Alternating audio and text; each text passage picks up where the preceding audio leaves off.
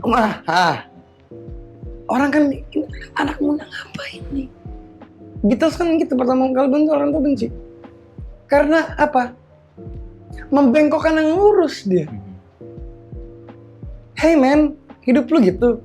Terus tiba-tiba LSD muncul, obat-obat meskalin muncul, obat-obat apa ya yang alternate pikiran lu Ada muncul. lagunya kan, Lucy in the Timothy Sky. O'Leary muncul. Lucy in the Sky. Orang mulai berpikir Beatles pergi ke India.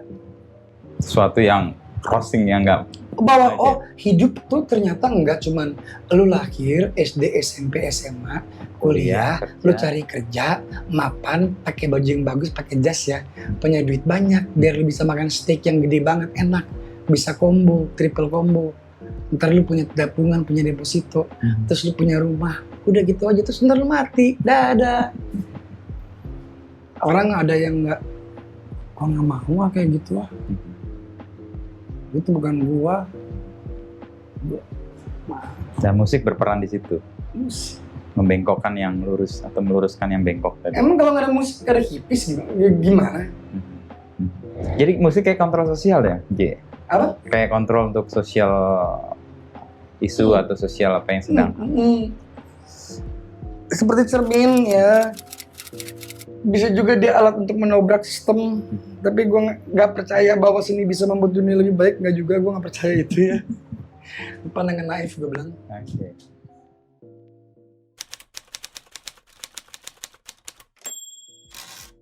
Membahas kisah JJ bersama Wisnu Nugroho tidak lengkap bila tidak melihat sosok Farid Stevie.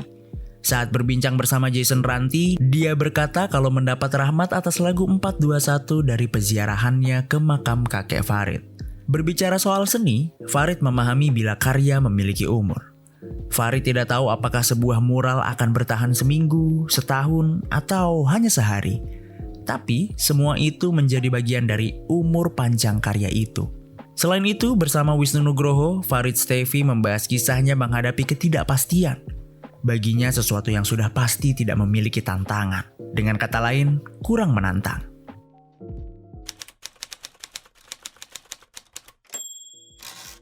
Itu yang saya maknai juga ketika saya punya karya gitu atau sebuah ya misalnya kaos lah yang Mas Farid kan sekarang main di Good Bad Print. Suatu saat pasti akan fading lah, akan luntur dan sebagainya. Tapi justru ketika itu luntur kita pakai menjadi sesuatu. Artinya dia mewakili zaman pergerakannya dan umurnya emang nggak akan abadi itu. Ya Mas Farid kan menyebut itu terus. Betul. Kan. Itu juga kenapa dulu saya suka banget dengan kerja di saya mulai seni rupa di Jalan Mas, street art kan, street art, kemudian agak belakangan kemudian banyak main di tembok mural gitu. Ya karena di mural satu di jalan itu kayak ya karyamu bisa berumur 2 jam atau bisa berumur puluhan tahun gitu. Dan itu ketidakpastian yang menyenangkan menurutku gitu. Sih ketidakpastian yang menyenangkan ya. Apa ya? Ketika kamu tahu ini semuanya pasti gitu kan. Jadi sedikit nggak seru kan? Iya, maksudnya jadi berkurang menyenangkannya gitu ketika sudah tahu semuanya gitu. Hal yang misterius, yang soft, baik itu porn, baik itu apa gitu kan, kadang-kadang lebih menyenangkan gitu. Sekarang masih main street art?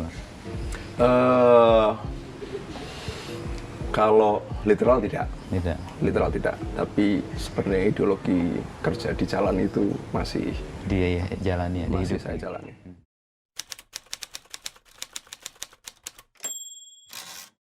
Tadi saya tertarik saya teringat lagi ketidakpastian yang menyenangkan itu. Hidup sebagai seorang perupa, bayangan saya juga beberapa teman perupa, itu kan hidup dalam ketidakpastian sebenarnya. Nggak digaji, kamu bukan PNS, kamu bukan pegawai, karyamu belum tentu dibeli dan sebagainya. Itu gimana bisa meyakinkan orang lain atau orang tua lah setidaknya, atau calon istri sebelum sekarang menyatun itu dalam ketidakpastian itu bisa yakin? Seingat saya tidak pernah meyakinkan orang lain bahwa pilihan hidup saya untuk bersenian atau kerja di seni rupa itu akan menjamin siapapun yang kemudian dekat dengan saya gitu. Tapi bahwa saya selalu memastikan pada diri saya bahwa kerja seni rupa ini kemudian membuat saya fulfill gitu, terpenuhi gitu ya. Itu yang selalu saya pastikan terus setiap saat gitu ya. Apakah ini memang benar-benar kerja yang saya mau gitu? Apakah ini memang hal yang memang ingin saya lakoni gitu? Itu yang selalu saya yakinkan buat diri saya sendiri gitu. Tapi apakah kemudian Menjamin orang lain sesuatu. harus orang lain harus yakin dengan pilihan saya tidak memaksa. Termasuk dengan teman-teman yang kemudian sekarang bergabung di studio, termasuk dengan istri yang kemudian sekarang menambahkan harapan pada keluarga kami berpuluh tahun ke depan mungkin ya, amin gitu. Saya tidak pernah cerita bahwa ini loh saya kayak mungkin cerita-cerita romantis ini tenang saja Nanti akan jadi sesuatu. jadi sesuatu. Enggak, ya? Tapi keyakinannya tumbuh karena ya Mas Farid ya tadi fulfill gitu. Iya, Mas. Penuh dengan apa yang dilakukan atau totalitas di dalam bekerja atau menghasilkan karya sehingga itu membuat orang lain oh ini sungguh-sungguh nih, gigih nih di sini. Iya, apa ya, karena mungkin hal yang terakhir itu tadi yang fulfillment gitu, itu kan hadirnya mungkin belakangan gitu. Iya. Muda perkara eksistensi gitu, maksudnya pengen dikenali orang lain. Bersih. Terus kemudian makin menua dikit ada kebutuhan perut gitu yang mendesak gitu ya. Tapi apakah hidup cuma cukup dengan kenyang dan apa ya dan keren gitu? Tapi ternyata ada ruangan-ruangan ceruk-ceruk baru yang kemudian muncul di saat semakin tanda kutip mendewasa gitu atau menua lah gitu. Yang ternyata itu adalah hal yang kita nggak tahu itu apa gitu ya. Pertanyaan-pertanyaan yang mendasar gitu ya. Aku ini siapa? Aku ini hidup untuk apa? Apa sumbangsih kita untuk hidup ini untuk orang lain? Begitu. Itu kan munculnya belakangan. Nah di Rupa saya pikir ruang steril satu-satunya yang sekarang masih bisa saya gunakan untuk itu. Untuk menjawab pertanyaan-pertanyaan itu. Nah di musik apakah tidak bisa? Bisa. Tapi di musik karena saya kerja kolektif di musik dengan tim dengan tim ada banyak kepala, ideologinya banyak. Jadi tetap harus bernegosiasi banyak. Kalau di musik ini kan.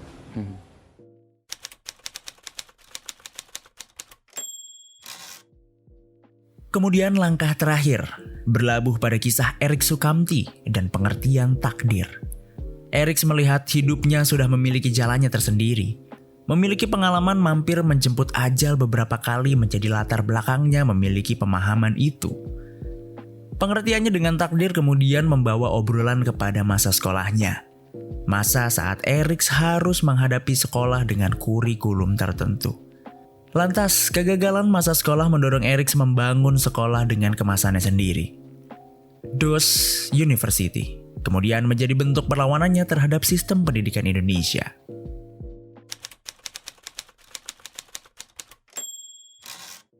Ya, dalam hidup Mas Erik percaya betul dengan kebetulan atau ada faktor yang cukup gede untuk mewujudkan sesuatu itu ada unsur kebetulan juga? Iya pasti. Kalau aku percaya kebetulan, percaya takdir. Takdir, apa pemahaman Mas Erik soal takdir itu apa? Ya itu suatu garis yang tertulis yang mungkin kita juga semuanya nggak tahu. Tapi udah digariskan begitu. Pasti, karena kamu nggak punya, kamu seakan-akan punya pilihan tapi ternyata enggak. Itu takdir. Pasti. Okay. Contoh nih, tak buktikan sekarang. Usiamu berapa? 45. Mau ke 46 nggak? Kalau mau pasti. Nah, bisa nggak kamu bikin umurmu 46 atau stop di 45? Nggak bisa. Kenapa? Karena ada hal di luar kendali saya yang saya juga nggak tahu. Karena belum waktunya ternyata. Aku pun juga begitu. Sudah mau KO naik motor nggak jadi-jadi. Sudah mau habis di laut nggak jadi-jadi. Terakhir habis kecelakaan pesawat nggak jadi-jadi.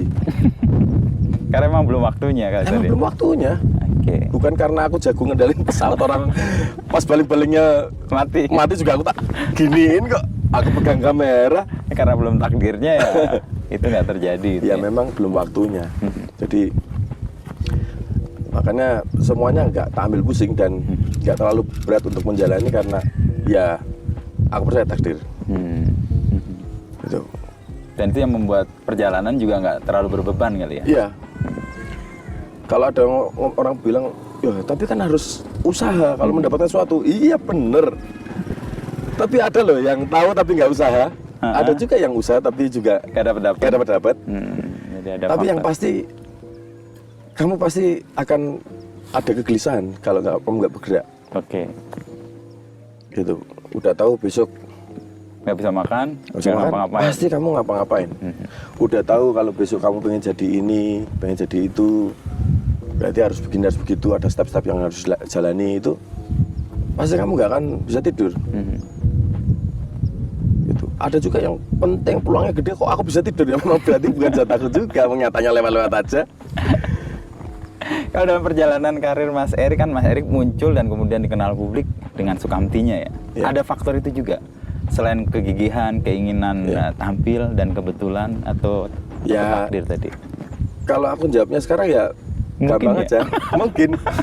Kalau dulu nggak tahu. Ya takdir kan selalu setelah terjadi ya. Kalau Ya. belum kan kita semuanya nggak tahu. Jadinya mungkin gitu ya. Jadi seakan-akan kita punya pilihan, padahal enggak, nggak punya. Hari ini aja sebenarnya kamu punya pilihan loh untuk mengakhiri hidupmu. Mau banyak jurang.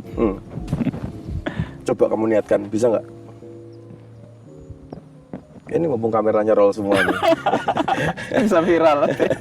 Kan mudah tuh. Iya. Kalau bener-bener itu ada di tanganmu Iya. loh, kamu bisa merubah takdir atau Persis. hidupmu itu kamu di apa? Karena kamu usahamu, gitu. Coba diakhiri. Ini obrolan eksistensial ini. Kalau berani. Filsafat soal hidup ini. Jadi kita nggak bisa mengendalikan semuanya meskipun mau kadang-kadang ya. Iya. Tapi emang seakan-akan kita punya pilihan. Nah itu. Seakan-akan itu yang membuat Seakan-akan. kadang-kadang kita ngerasa besar ya. Padahal Iya, nggak. iya. Jadi ya jangan sombong ya, gitu. Nggak boleh sombong itu mungkin karena itu. Bukan karena kesombongan itu kadang merendahkan orang lain, tapi ternyata jerih payah yang kita lakukan kemarin tuh ternyata emang sudah ditulis. Ternyata faktornya bukan karena aku doang ya. Ya, gitu. ada faktor lain. Iya. Itu juga Mas Erik memaknai perjalanan ketika dulu sekolah. Lalu kan Iya. tidak selesai gitu ya. Terus kemudian menjalani sesuatu malah menjadi yang lain gitu. Iya. Bisa jadi bisa bikin sekolah. Ya, bisa membantu teman-teman yang pengen sekolah, pengen kerja. Nah dipikir-pikir, wah lah mungkin mas, ratekan otakku, iya kan? Iya. Sopo aku, gitu. Skillku juga nggak ada untuk bikin sekolah. Uang juga dari mana? Nanti pikir-pikir, ngurusi birokrasinya gimana, surat-suratnya ngurus izinnya gimana, wah ratekan ya mbak pikir mas. Tapi faktanya kita udah jalan 6 tahun loh Das University itu, Iya. 8 generasi. Dan pikiran Mas Erik untuk membuat Das University itu karena merasa mau membayar sesuatu di masa lalu atau membantu orang-orang Lebih di ke sekitar? dendam pribadi sebenarnya. Apa nih dendam? DO itu. Aku membaca Das University itu DOS University. Jadi Iya, DO tuh cool. Aku membaca gitu kan. DOS kan. Itu juga bisa. Oh bisa, boleh ya saya Boleh, boleh. bikin pemaknaan gitu. Boleh. Oke, apa dendam pribadi gimana? Kalau passionku kan musik ya. Persis, ya. Passionku musik. Dari SMP itu nggak diberi kalian lain selain musik. Nggak punya pilihan lain selain musik. Seakan-akan memang takdirku musik. Seakan-akan. Seakan-akan. Seolah-olah, ya. Maka aku putuskan untuk seakan-akan aku memutuskan untuk Bermusik. sekolah di sekolah Oke, musik oke. tepat ya. Ya, ya. Passionnya musik, sekolahnya ya musik. Harusnya match. Tapi kan ternyata tidak. Oke. Takdir berkata lain. Belum selesai menyelesaikan harus Ternyata keluar. memang tidak bisa menyelesaikan sekolah. Gitu. Sekolah musik itu namanya SMK. Itu kan berarti ada kurikulum ya. Sistem pendidikan Indonesia itu kan kurikulum. Dan itu wajib, tidak hanya musik aja, kamu harus bisa matematika, pelajaran yang lain. Nah, itu wajib toh. Gagal aku di sini. Ada yang menggagalkan lah. Nah iya, ya memang bukan ada yang menggagalkan, memang seharusnya gagal wong bukan aku gitu. Bukan kepintaranku di situ. Oke. Nggak ada ketertarikan juga di sana. Nah, ini yang menginspirasi aku untuk mewujudkan sekolah yang waktu itu aku pengenin tuh gimana. Oh, dendamnya di situ. Iya. Karena bayangan Mas Erik sekolah tuh harusnya ya seperti yang Mas Sekolah Erik musik sekarang. ya harusnya sebagai musik entusias aku benar ada di situ, sudah tepat gitu. Tapi kurikulumnya nggak begitu. Iya, tapi ya gitu. Akhirnya ya daripada protes tentang sistem pendidikan di Indonesia kan aku juga bukan siapa-siapa. Jadi bentuk protes itu aku implementasikan menjadi sebuah movement yang bisa aku lakukan dengan mudah. Oke. Nah, yaitu membuat sekolah sendiri. Di custom. Ini iki lho tak pengenin dhisik iki. Sekolah musik ya mau musik tok. Sinau ya musik tok. Liyane rasa. Nek pancen pengen ya sinau, tapi bukan kewajiban. Sesuai minatnya aja Bukan sekolahnya. keharusan. Sesuai dengan kebutuhan aja toh. Iya, iya. Wah, pengen belajar matematika. Ada kalkulator juga. Kan gampang, ya kan? Oke. Mumet ya, dikasih ke temennya yang lebih ahli mungkin. Toh sekarang juga di kehidupan nyata finance juga yang megang bukan aku juga. Persis ya. Di kehidupan nyata juga matematika yang dulu aku pelajari yang nggak pernah bisa masuk ke otakku juga sampai sekarang nggak kepake juga. Semuanya fine aja. Jadi ya mungkin takdirnya bukan di situ. Jadi mencoba untuk membuat sesuatu yang custom yang sesuai dengan keinginan Erik Sukamti di masa lalu. Oke. Passionnya musik, sekolah musik ya semuanya serba musik. Nah di Dan itu Das University terbukti. juga begitu. 8 angkatan ya, 8 generasi. 8 generasi.